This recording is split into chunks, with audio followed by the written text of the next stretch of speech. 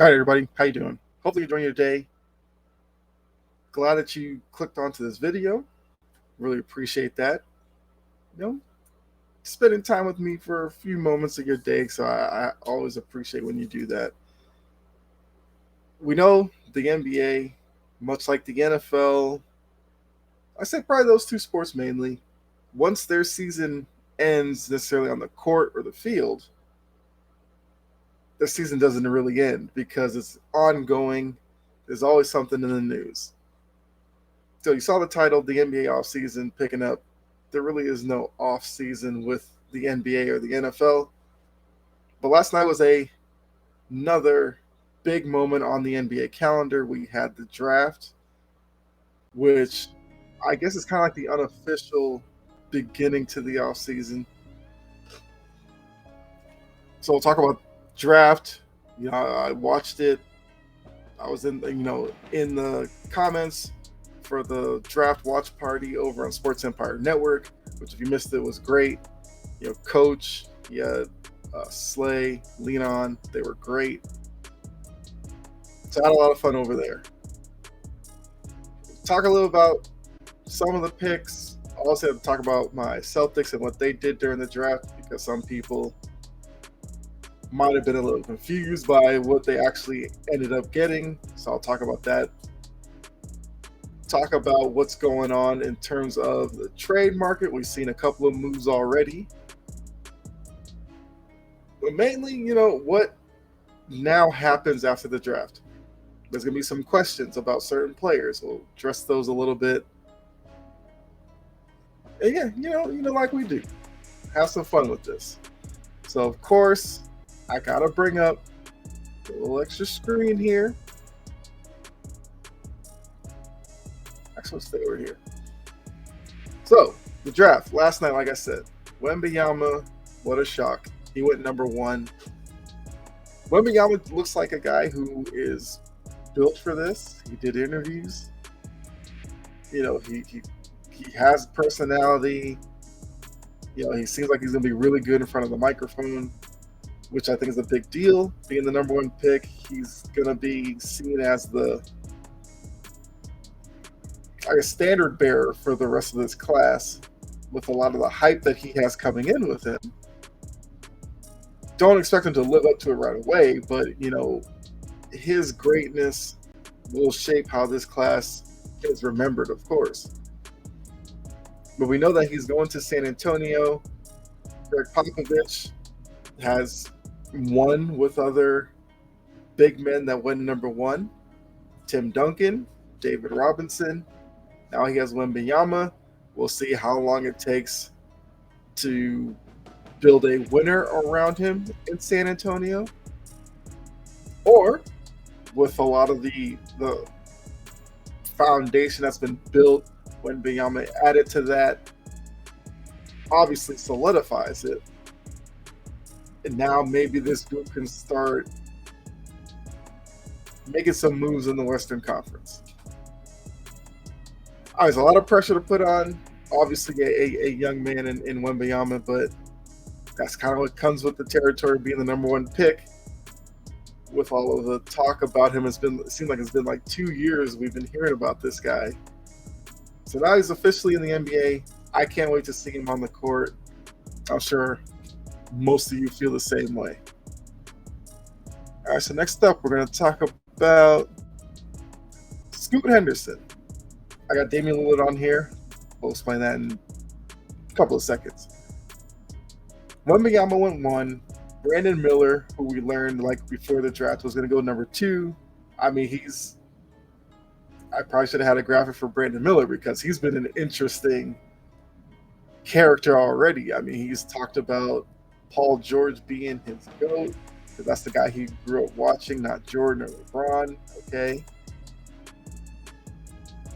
Oddly enough, he got drafted to Charlotte, which I guess was this is Jordan's last draft as a majority owner for the Hornets. He's still going to be a minority owner, which means he'll still be hanging around, which I think is going to be great because we've already heard Brandon Miller and Jordan had interactions, I guess, pre-draft workouts. So it's going to be interesting to see how the two of them continue to interact? Do we get more stories about them? I think it's going to be interesting. But the third pick is where everybody was looking because Damian Lillard came out reportedly, people or whatever, saying that Damian Lillard is not down for another rebuild. He wants an established star. If they draft Scoot Henderson, he's not going to be happy, blah, blah, blah. Look, this is about year 4 or 5 of the Damian Lillard could leave Portland. I don't believe it. I think all this focus on the number 3 pick, we already heard, maybe you haven't heard, but I'll fill you in right now.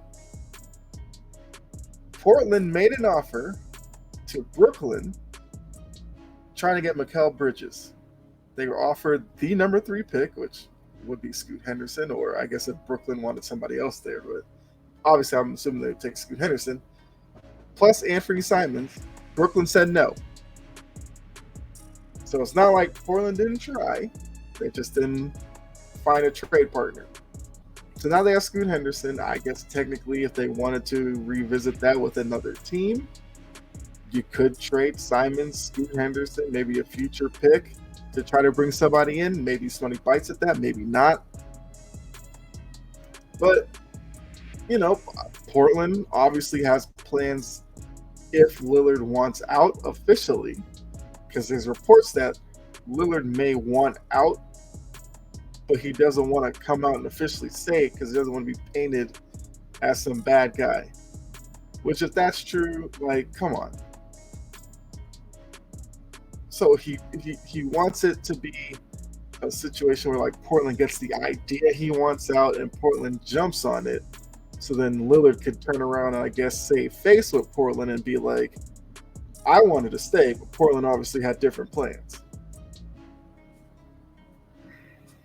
I mean, look, if that's what he's worried about, then if I'm Portland, then I guess I'm keeping Lillard for the rest of his career.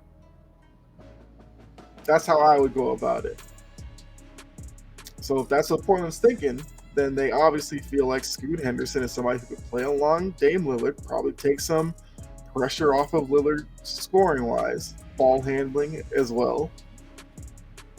Portland obviously feels like they're better today than they were yesterday before the draft. So you're looking at Lillard. You got Scoot Henderson now. You have Simons. If that's your foundation, okay. I mean, I don't think they win a lot now, which obviously with Dame Lillard being in his early 30s, I don't know if that fits necessarily with Lillard's clock in terms of building a winner, but we'll have to see if Portland is able to make any moves to, I guess, appease Lillard in any way. But, I mean, from what I've seen, Scoot Henderson, he looks like a guy who plays with a lot of fire.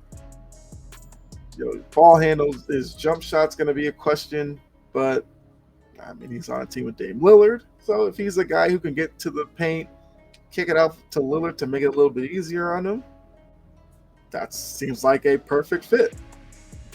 He's a guy who can create for himself as well, so if there's moments where maybe Lillard's getting extra attention from defenses, if Scoot Henderson can become a scorer to loosen up defenses, that works for Lillard as well. So I'm interested to see what these two look like. I guess if we get to the start of the season and they're still both in Portland, but we'll see Scoot Henderson in the Summer League, of course. So I guess between Portland and Dame Lillard, it's a game of chicken to see who flinches first, who's willing to take on the public ridicule and make the move. I'm at the position where I'll believe it when I see it. I think Lillard's going to be in Portland starting next year. Maybe around the trade deadline, maybe it's a little different, but I think he starts the year in Portland. Once again, with all these stories, you let me know what you think down in the comment section, of course, and we can talk about it down there.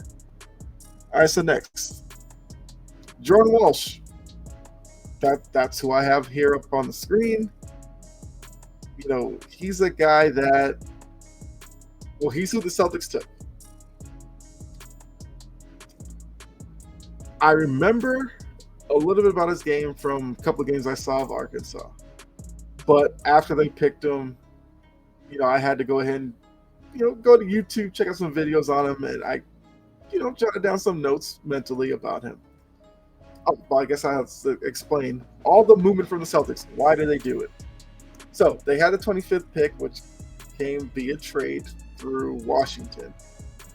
No, Memphis, sorry, which I'll talk about later. They had a 25th pick. They traded for 31, then traded 31 for 34 and 39. Then they traded 34 for 38, so they got 38 and 39. Then I believe after the draft or late into the draft, they traded 39 away to Atlanta. It's a lot. So basically, they came out of it with pick number 38, who was Jordan Walsh. I like the pick. He's a high energy guy. He's got 40-inch vertical, 7'3" wingspan. And when you see the tape on him, you notice the wingspan and the energy right away. He's a guy who defensively is much further along than he is offensively, I will say. Defensively, he loves to get up in your space. Because of his length, he's a really good recover defender, where if you get a step on him, he's able to close that space. He'll get block shots from behind. He'll affect shots. If he gets kind of level with the offensive player, he can, really good in double teams because of that length. He's got quick hands defensively as well. He gets a lot of steals. Now, with that, the downside is he can at times, foul a lot. He fouled out of about a quarter of the games he played in last year. So obviously, you'd like to see that get better, but you don't want to take away his defensive intensity. I assume he'll adjust to the game. I think he'll better use his length in the NBA. So I like that. Offensively, he has a repertoire that you can build with. He can get to the rim. Very crafty with his dribble. He can knock down the three.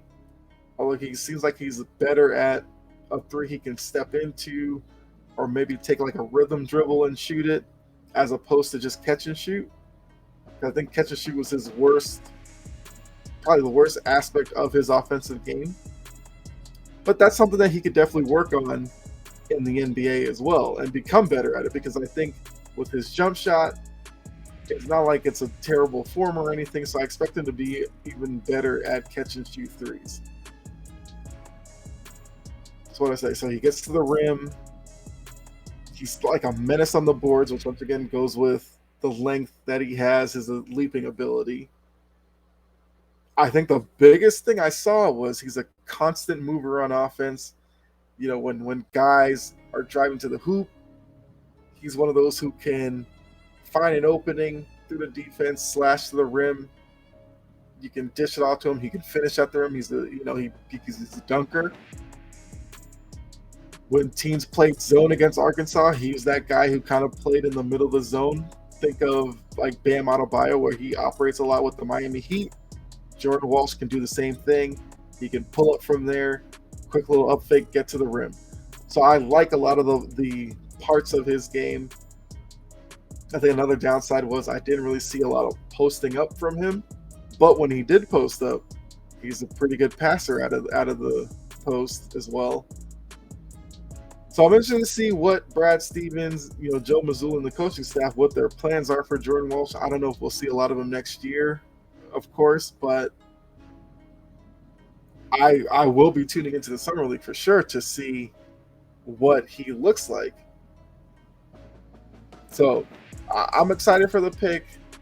Brad Stevens said he's a guy they would have taken at 25.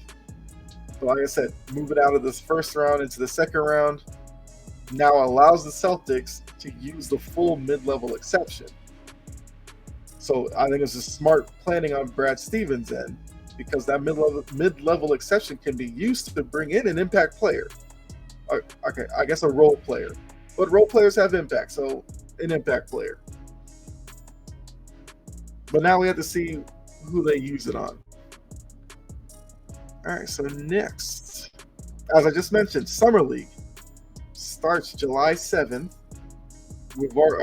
I think ESPN literally announced like an hour or so ago. Day one of the Summer League, we get Spurs Hornets, which means Wemby versus Brandon Miller, possibly. Excited to see that. I've always been a big fan of the Summer League because sometimes a lot of these young players you don't get to see during the season because they might be on teams where they're kind of buried in the rotation, buried on the bench. Summer League, this is their time to shine, so I'm definitely a big fan of it. We'll be tuning in. Probably will do some, Celtics Summer League watch-alongs. Like I said, I got to keep up with my Celtics to see how the young players are progressing. But I definitely want to see Jordan Walsh for sure. All right, so next. Now, before we get to Summer League, the 7th, free agency is the next stop on the NBA calendar. So June 30th is when teams can start talking to free agents. I believe July 6th is the opening of the league year. So that's when a lot of the agreements can become finalized and official. Then, like I said, July 7th is your Summer League. So just in, a week, it's open season for free agency, pretty much. I'm sure we'll get rumors of things before that, between now and then. But I think this free agency period could shape up to be very active, very interesting. Like I said, the Celtics now have a full mid-level exception to use. We'll see what they do with it. I mean, I think I would love to see like a Bruce Brown who had a player option with Denver, but it seems like he's not going to exercise that because he wants a new deal. I'd be shocked if Denver actually lets Bruce Brown go anywhere because he was such an important part to their team last year.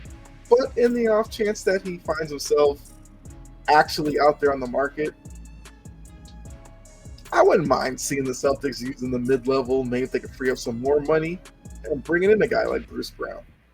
He's a local guy from the Boston area. I think it'd be pretty cool to see him in the Celtics next year. There's also some other names that are out there that I guess could be a little interesting. I think there's guys like Will Barton. But I feel like Will Barton is always on this list like every year. But there's some names out there. So I want to see what Brad Stevens does with the mid-level exception now that he has it. Next. All right. Like I said early in this episode, we've had major moves already. So Jordan Poole, Chris Paul. Chris Paul has had a very adventurous offseason. He's with the Suns. They talk about they're going to release him, then they don't. Then he gets traded to Washington in the Bradley Beal deal.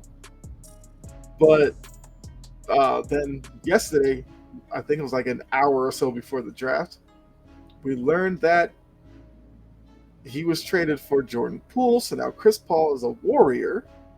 Jordan Poole is now with the Wizards. The Wizards who have completely stripped it down, which is the right thing for them to do because they weren't going anywhere with Beal.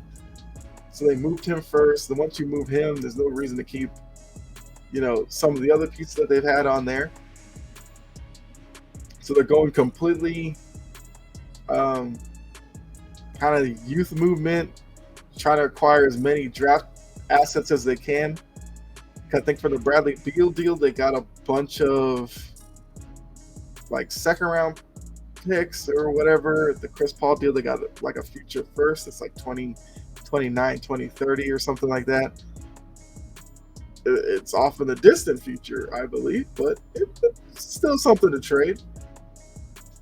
For Jordan Poole, this opens it up. He's going to be in Washington, probably the number one option offensively.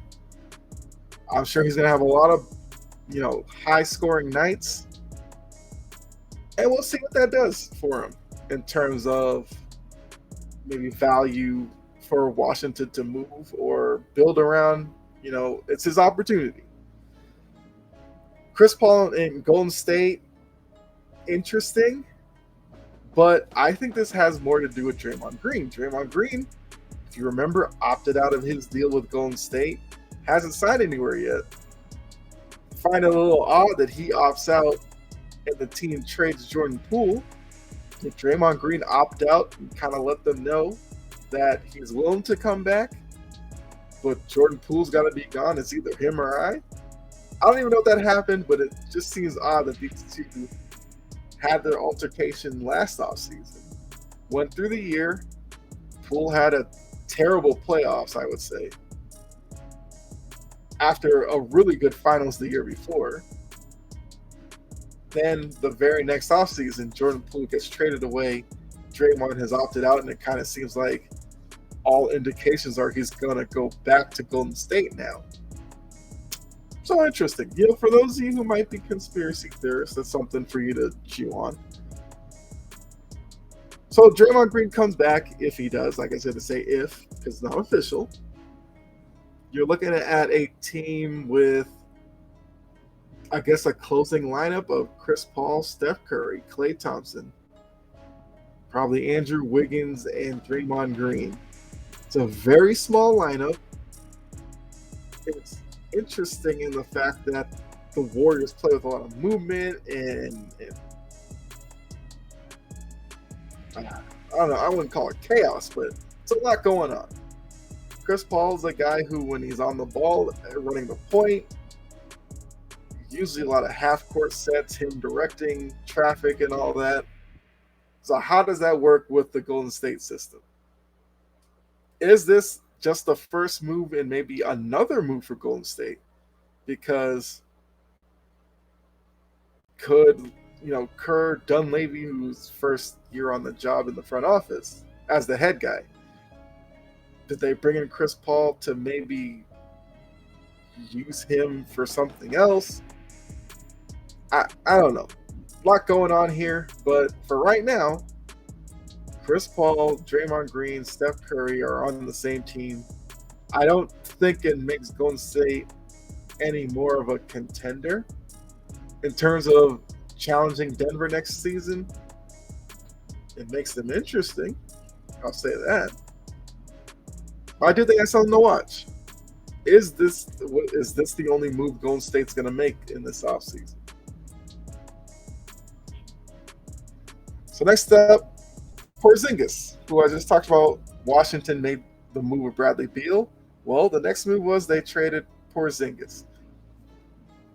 So this whole story was wild for more reasons than one. So Porzingis basically went into the other day with like a midnight deadline, where I guess if he wasn't moved by then, he was going to opt out, which made him a free agent. But then that kind of limits the places he could go, I guess, play next year. It'd probably be a lot of teams who are still in a rebuild, maybe move up a little bit, but not necessarily contenders. We learned that the Celtics were heavily involved in the talks, actually agreed to a deal that would have sent Brogdon from the Celtics to the Clippers. Porzingis goes to the Celtics. Marcus Morris and some other pieces go to Washington. Deal falls through because the Clippers back away once they, I guess, deep dive more into Brogdon's injury or whatever. I don't know. But they agreed to it, then they backed out of it. Whatever. I feel like that was probably around 10 p.m. So now looking at a 2-hour window to find another team to make this work. They get the Grizzlies involved. So now, once again, Porzingis to Boston. The thought was, is Memphis going to take on Brogdon now after the Clippers ran away from it? No. They ended up trading Marcus Smart to Memphis. I'll talk about that here in a little bit. Then Washington gets Tyus Jones. So thought was interesting because with Ja Morant, getting the 25-game suspension. Tyus Jones was seen as the guy who's going to take over the point guard role. Maybe Memphis would try to find a backup for him and kind of tread water until John Morant comes back. Well, now it looks like Marcus Smart's going to be their point guard. So they'll probably run a lineup of like Marcus Smart, maybe Desmond Bane. I'm trying to think who else on the team. Desmond Bane. I don't know who the other one. Maybe Clark. Jaren Jackson and Adams. I don't know. But Marcus Smart's going to be their starting point guard. That's clear as day right now. Like I said, I'll talk about Marcus Smart here in a little bit. But Porzingis is now officially a Boston Celtic. You're looking at a lineup that's going to feature Jaylen Brown, Jason Tatum, Porzingis. I think at the moment I'd have to say Derek White will be your point guard. Then probably Al Horford playing the 4. It's intriguing. Porzingis is a guy who I think he's 7'1", 7'2", 7'3". He's over 7 foot. That's all I know. Can stretch the floor, shot 38% from 3. Had some definite injury concerns after he left New York, when he tore up his knee and everything. But it's coming off his best season as a pro. He played in 65 games, averaged 24 points, like 8 rebounds, block and a half, while shooting 38% from 3. So he definitely fits what the Celtics are trying to do from the front court spot. He's another front court body because the team was kind of leaning more guard and wing, while the depth in the front court was kind of slim. You now add Porzingis to that. Definite upgrade there. Now, obviously, you can't understate what it means losing Marcus Smart, but Porzingis, if he can replicate what he did last year, I think the points come down, obviously, because you're dealing with Brown and Tatum, but 65, 68 games, he plays like 30 plus minutes a game. I have no problem with that. Every trade, there's always risk. This is a risk I think that's worth taking. So I like the move for the Celtics. But now, I guess to round this episode out, I want to take some time to talk about Marcus Smart. Look, is it tough seeing Marcus Smart dealt away? Yes. But I can also say I understand the move, why it was made. Smart, Celtics for 9 years. He's been polarizing for Celtics fans. A lot of Celtics fans wanted him gone years ago. A lot of Celtics fans felt like they had to defend him more often than not. For me, I'm one of those who was a Marcus Smart fan. Love the energy, the passion, and all that. That's obviously going to be one of those intangibles that might be tough to replace. Production-wise on the court, like I said,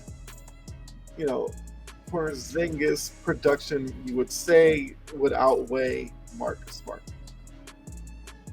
Marcus Smart just had a way of kind of hitting big shots when you probably didn't expect it.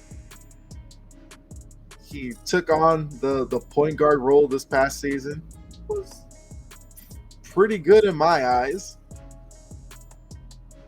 But it wasn't his natural role with the Celtics for most of the years he was there. He's usually a 2-guard, whatever, combo guard. So I think, there's a lot of people who are viewing this trade as like a big L for the Celtics for dealing away Marcus Smart. But look, they couldn't run the same team back. They tried to move on from Brogdon, couldn't do that. The person with the most value outside of Jaylen Brown and Jason Tatum is Marcus Smart. So they made the tough decision to move on from Smart. Like I said, understand it. It's tough, but I get it. Okay with it.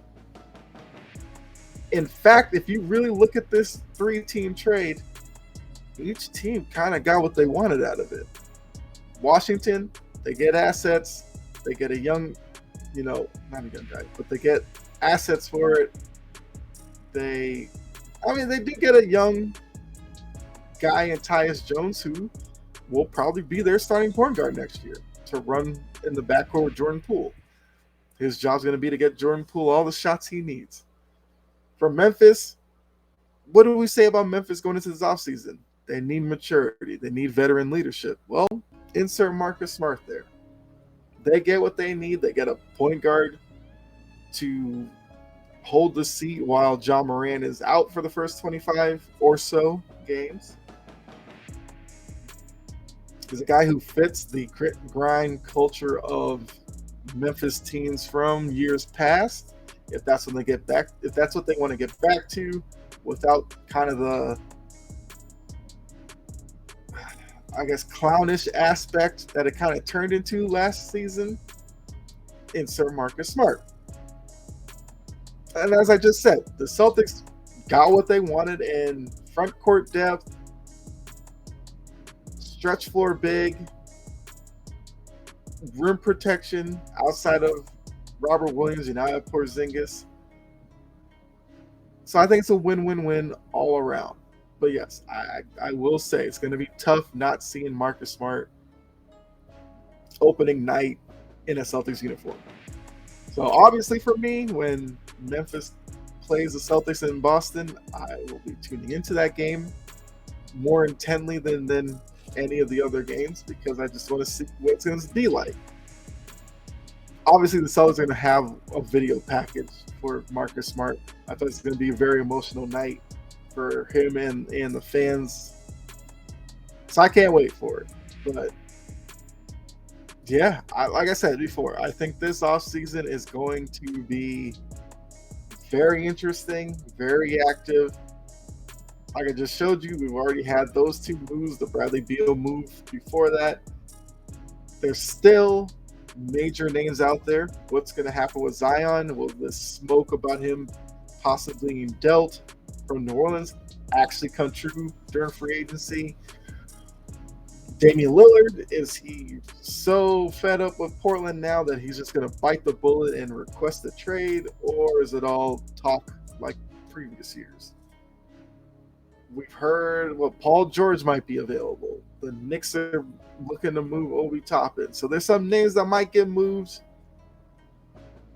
which I think is going to make this free agency off-season period very, very interesting. Obviously, when any big moves happen, you can come here for my opinion on it all. But, definitely appreciate all of you for tuning in. Hopefully you enjoyed the episode. If you did, hit the like button, subscribe, and share, all that good stuff. You know what you need to do. For those of you who might be asking, when are you doing your next watch-along? Well, good question.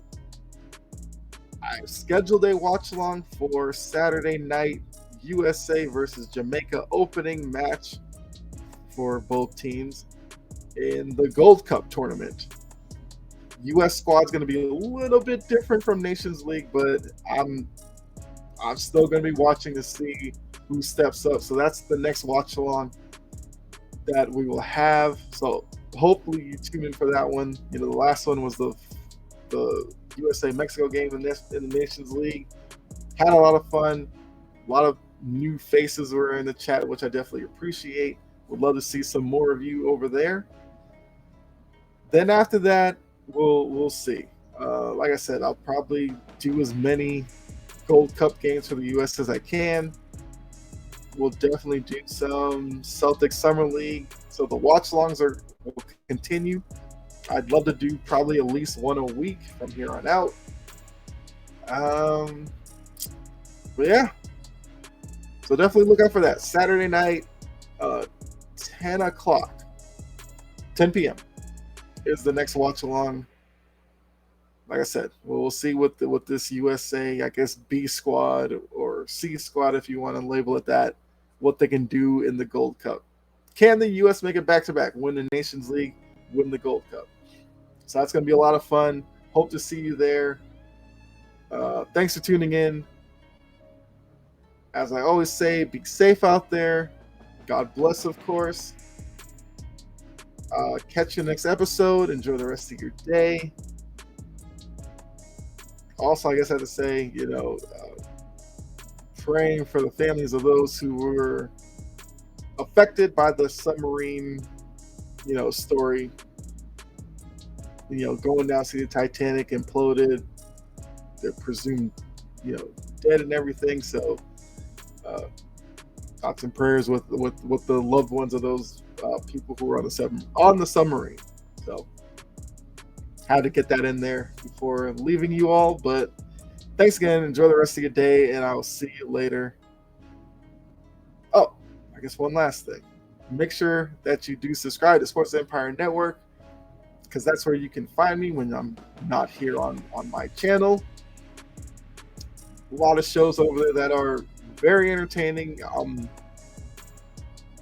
usually in the chat for those shows when I'm not on, of course, because I'm on Monday nights, Cheap Seats, Tuesday nights, Big Three, during the NFL season, pre-gaming Pigskin Thursday nights, each night, 7 o'clock p.m.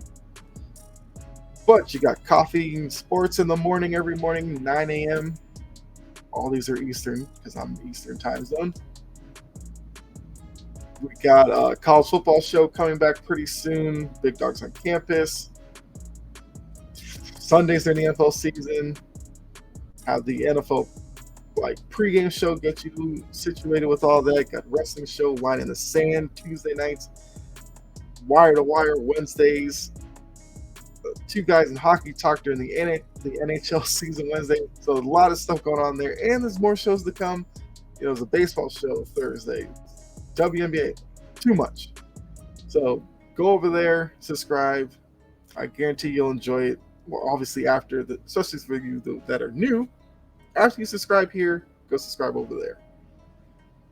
All right. So now with that, enjoy the rest of your day. I'll see you later.